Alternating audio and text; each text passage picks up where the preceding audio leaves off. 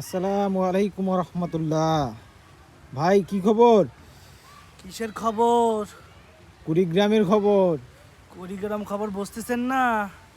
ওরা দেখেন, সামনের অবস্থা দেখছেন, আর শীতের অবস্থা দেখছেন, আমার অবস্থা দেখছেন, এ দেখেও বুঝেন না শীত কেমন। এখনো তো পুরোপুরি শীত আসে নাই, তাহলে শীত আসলে কি হবো? আমিও তো ওইটাই কইতেছি, এখনো পুরোপুরি শীত আয়নি।